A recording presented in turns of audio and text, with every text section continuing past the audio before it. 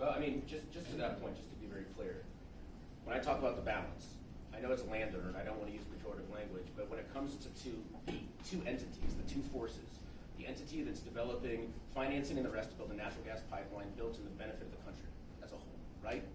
Those jobs, those for-profit companies are employing people and doing things that reduce the overall baseload requirements because they're adding new capacity.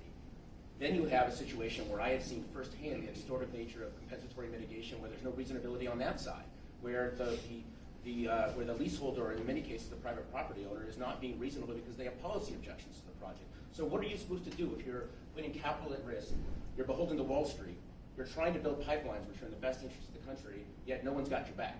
Because you have to go to the courts, and you don't want the courts to be adjudicating these decisions on a patchwork basis over multiple years. That's not what the program is supposed to be set up to do, and that's why policies have to be built to address that rather than going to the courts, which only reduce it and exacerbate the problem. And yet, Alex, the idea that these are just job creators is also a bit of a question on the narrative, right? So they're speculative job creators, but for example, on my property, my business property, we were a year and a half into the development of a boutique resort that would employ 125 people in our rural community full-time, deliver millions of dollars to our county and local community.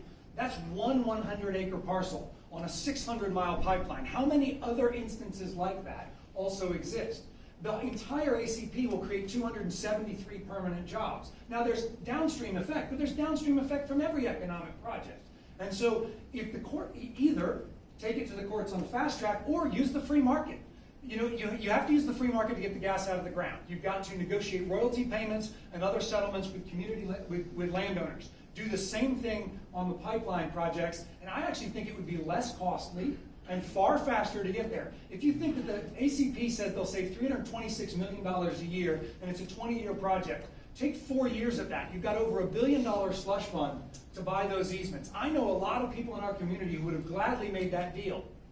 I think that's a different approach. Let's leave and go to the bar. We don't have to do the rest of this.